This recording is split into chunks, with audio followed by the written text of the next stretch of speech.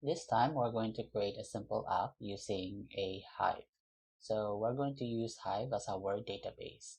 So for this application, we will going to add a package called Hive and the Hive underscore and Flutter because we're going to use Hive. So for the dependency, for the dev dependency, we're going to have a package called hive underscore generator and build underscore runner package. So we're going to close this pubspec YAML. So here we have our main.dart file and we create a folder called screen, and then we have a home underscore page.dart file. So this is just a stateful widget.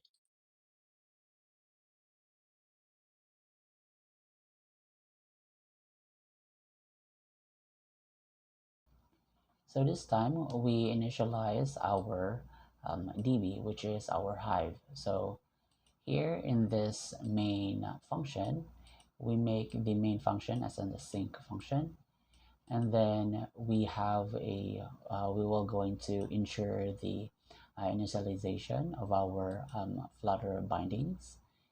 This code here, and then here we will going to initialize our Hive, and then this code here is we will going to open the box, which is a box underscore dv. So which means we're going to have a database called a box underscore db.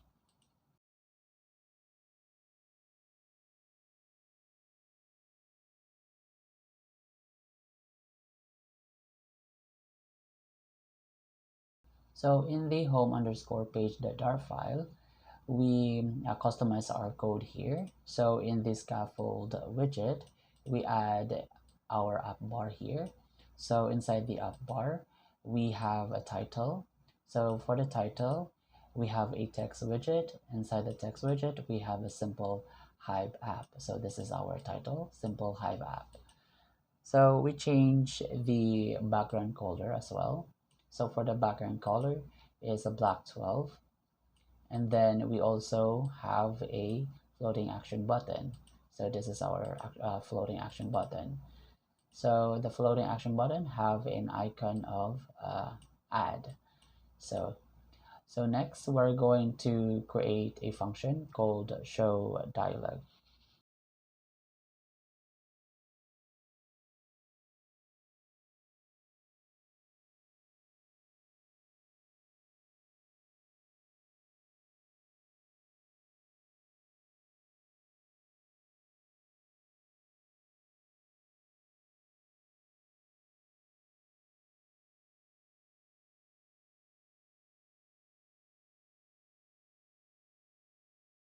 So this is our show dialog function. So for the show dialog function, we have a parameter. So we were going to require a parameter, which is a key and a controller for the first name and last name, and also a function called onPress. So we will going to return a show dialog, and then we're going to set the barrier dismissal to false. And then here for the builder, we will going to return a simple dialog. So we set a title.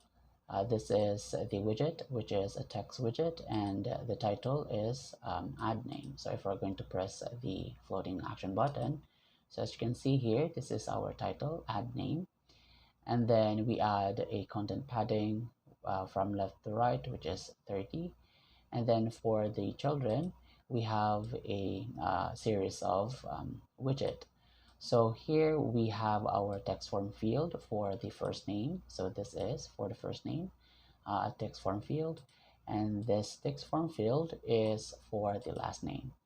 So we wrap this text form field with the form widget so that we can enable our validation or validator. So there. So also for the button, here we wrap the button with padding, and also we wrap the button or the outline button that we have here with rows. So here this button will be the cancel button. So it will going to pop out, and clear the controller that we have, which is the first name and last name controller. And also here, this spacer, we add a spacer so that we have a space between the button. And also for this outline button, this is for the done or to proceed or send or uh, add our or create our data. So if we're going to try the text form field like Tadena, uh, yeah, Tadena, then JJ, so we can press done or cancel that. So if again to make the it's not working, our looks like our validator is not working because yeah, here in the on press we need to add a code here for the validation. So here if we're going to say final is valid is valid equals to underscore uh, form key dot current state, and then if not null, we're going to validate that, and then we will going to have an if statement. If is valid, if it's valid, if the valid is true, we will going to uh, say let's say navigate that to the page, and then we're going to clear the first name controller and the last name controller. We are going to clear those out. So if we're going to save that, let's open again. If we're going to hit done, we didn't enter anything, so that's why we have our validation. So we need to supply something here like J, then Dana, and if we're going to hit done, we're going to exit, and then it will going to clear those controller that we have here.